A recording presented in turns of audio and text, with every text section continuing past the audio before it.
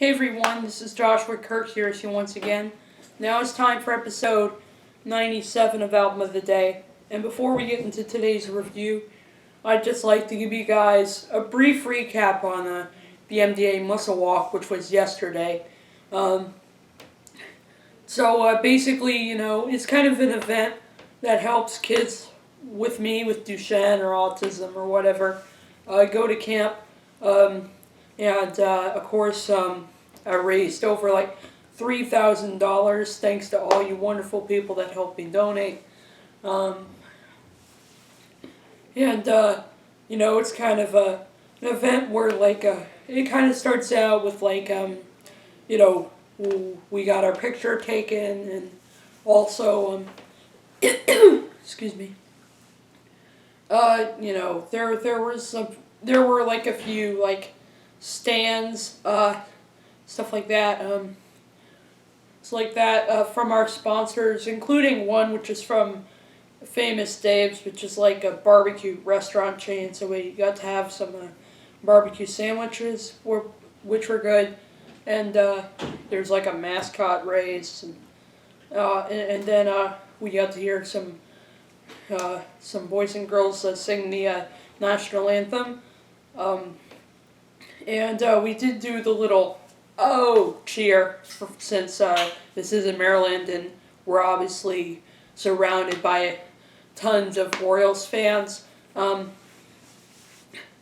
then of course, we did the walk, which there was two ways you could go. One of them was around like the parking lot where pretty much the sponsors work, and then there's another one where you could go on campus. So I took the long way, went on campus, because I figured it would be a lot more interesting than just going around and around. It'd be kind of boring. But yeah, I took the long way to support MDA. And it just went really well, and I really got in my exercise with this power chair. So anyway, that's my brief recap on the muscle walk, and really enjoyed it. And anyway, why don't we just get on to the review, shall we? Today's band is, I think this band is either from maybe, I think they're probably from Maine or something like that, but they're sort of an alt-rocky sort of band that has this kind of laid-back, raw, fun, a very kind of energetic, music. The name of the band is Lake Street Dive, and they've been around since 2005, but their first album came out sometime around 2010, and their second album in 2014. Excuse me. The band's members consist of lead singer Rachel Price, guitarist and trumpeter Mike McDuck Olson, upright bass player Bridget Carney, and drummer Mike Calabrese.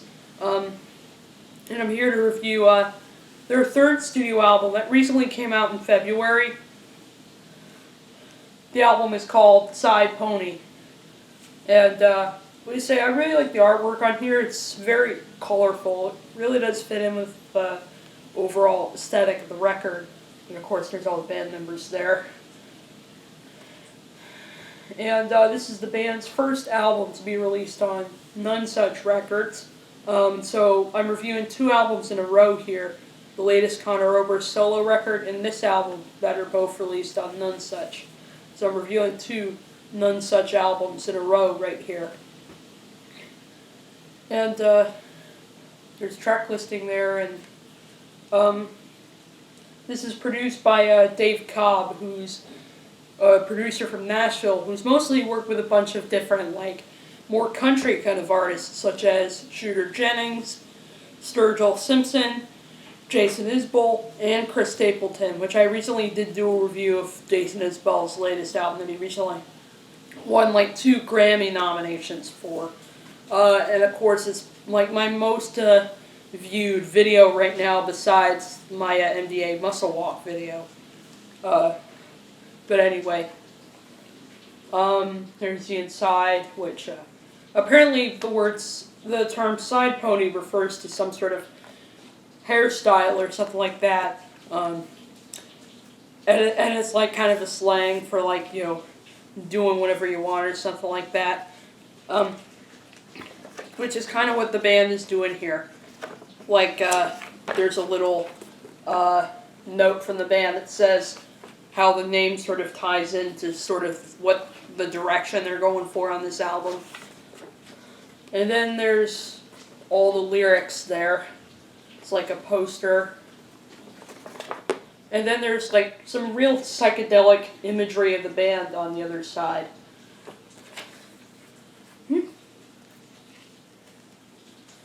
And, of course, this was recorded in Nashville, Tennessee, at a legendary studio that's been around since like the 60s called Sound Emporium, where Alabama Shakes recently recorded their new album, and where Jason Isbell recorded his most recent album.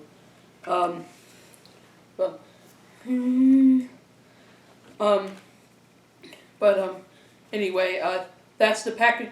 Oh, and let me show you the disc here. It's like really nice color, very bright color. It's like pink. So yeah, there's pretty much pink and blue coloring all over this album. But yeah, that's the packaging for the album Side Pony by Lake Street Dive. So the opener of this album is a song called Godawful Things, and right away it does show the band going for a more kind of muscular and more vintage feel musically, with these kind of with these harmonies that sounds like the band is singing into Leslie speakers, as well as this kind of cacophony of drums, tambourine, and hand claps, paired with this pretty sharp guitar line. And it's kind of a song basically talking about it is sort of a the theme mentions kind of religious terms without really without it actually being about religion. It's it really talks more about kind of how this world can be so bold to just sort of throw all these terrible things at you with politics or something like that. Excuse me.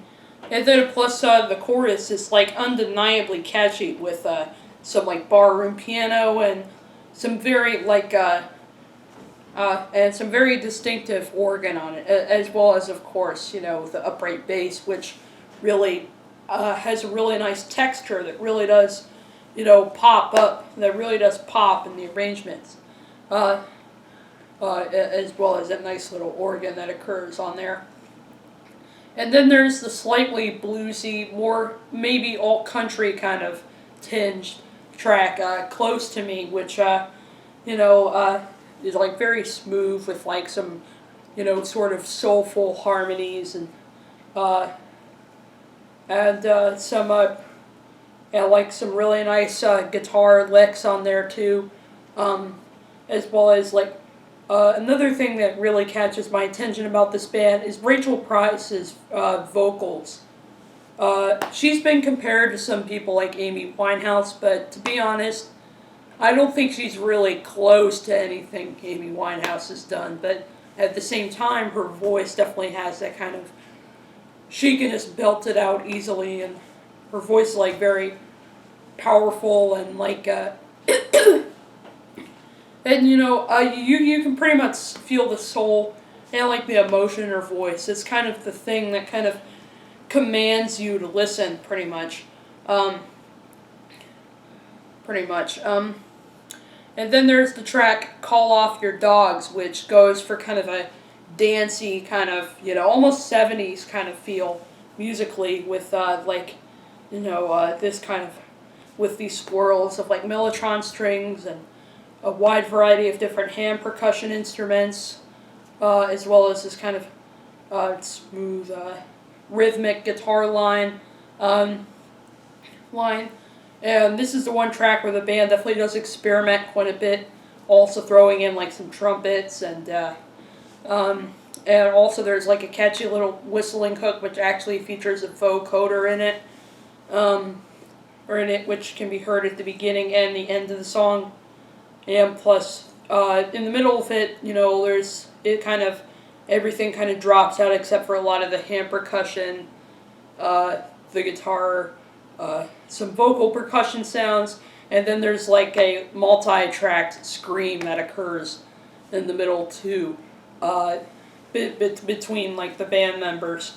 So yeah, this is definitely the one track where they sort of went all out with the experimentation, but yet it doesn't feel self-indulgent. It really does feel like it works for the sort of fun, this is definitely one of the funkiest songs the band has done, pretty much. And then there's the track Spectacular Failure, which, is one of, like, I think is kind of one of the odder cuts on the album. Excuse me. Containing this, guitar riff that, it sounds like something maybe the Beatles could have done, but with a more kind of serious lyrical subject where Rachel Price sings about, this guy who, can't tell his elbow from ass, and is just, and who's just completely inept at, romancing, because of his kind of ridiculous behavior with this other guy named, Jack. That's, a reference to the song. The character Rachel is talking about is, like, named, Bobby, and talking about how he's just, completely delusional, and, he's just kind of a spectacular failure. So it's actually a pretty humorous song lyrically. So it has this weird kind of, organy guitar that occurs in it. So that's why I kind of call it one of the odder songs on the album. And it also contains a really nice trumpet solo from, Mike Olson, aka McDuck, on here.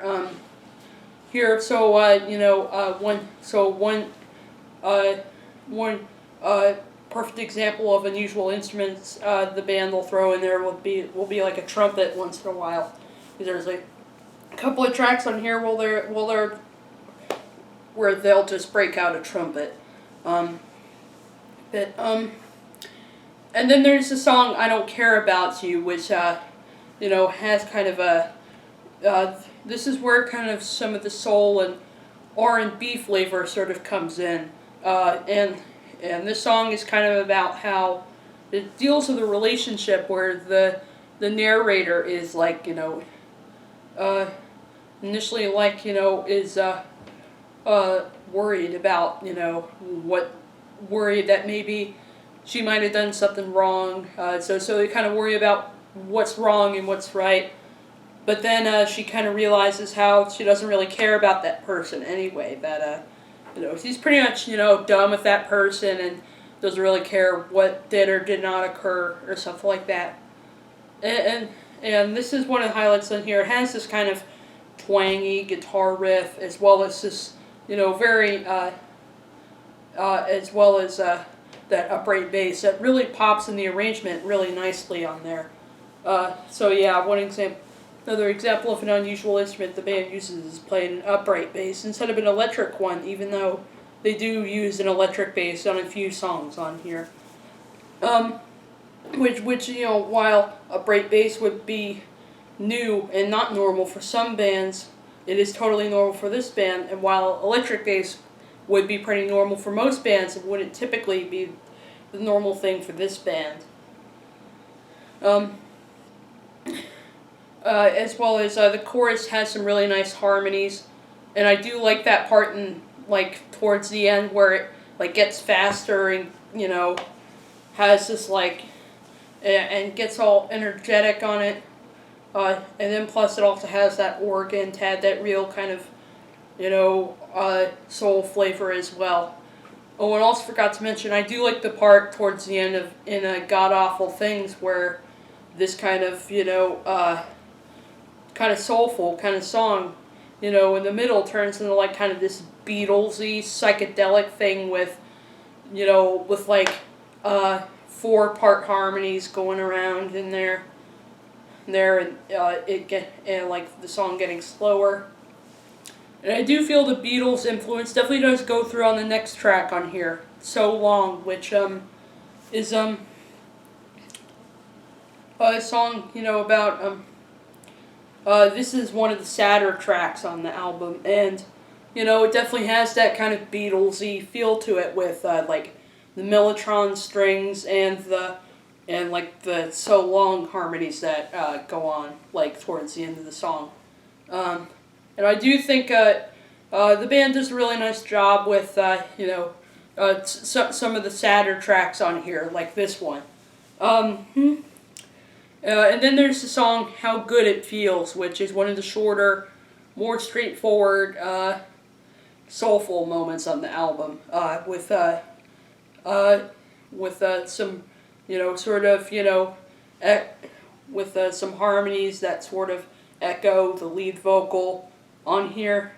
And plus, it's lyrics about, like, the protagonist sounds happy to be alone, but then by the end, she starts to realize that, not having someone with her is like, not having someone with her can get kind of scary at night. However, and then there's the title track Side Pony, which sort of is the defining moment of the whole album, because it sort of defines what the whole record is like. It's catchy, it's soulful, it's got a few unusual touches in there. Plus it has lyrics about, basically this band, kind of, they're happy to do what they want, and working with Dave Cobb, sort of means to them that they have freedom to try out new things, because Dave Cobb sort of made them sort of, have convinced the band to sort of try things that they never thought they would in the studio. Well, Dave Cobb's a really good producer, so it makes sense he'd work with a great band and try to make them be more ambitious. And then there's the song Hell Yeah, which, I forgot to mention, the instrumentation on Side Pony features, like, some pretty prominent use of guitar, upright bass, drums, and some congas in there too. But then there's also the touch of, like, twinkly Celeste that occurs, like at the beginning and, like, in the middle of the song, that sort of, gives it this kind of sunnier feel. And then there's the song Hell Yeah, which, cleverly opens up with Michael Calabrese starting to play the drum kit, like, 1, 2, 1, 2, going to bed. Like, I don't know what he's saying in there, but I thought it was a pretty clever way to open sort of the raw sort of, rocking feel of this track. This is certainly the one song that definitely rocks the whole record. I like that part in the middle where Mike Olsen sort of does this kind of vampy, strummy thing on the guitar on the chorus. It really does, make the song rock for sure. And then, of course, another one of the sadder tracks on here is the song Mistakes, which is pretty much the only song in the album that's solely written by Rachel Price in terms of the lyrics. A lot of the lyrics for the band are actually written by some of the other members, but this is the one that Rachel wrote, and this is one of the sadder, slower moments on the record, but at the same time it doesn't feel too sappy.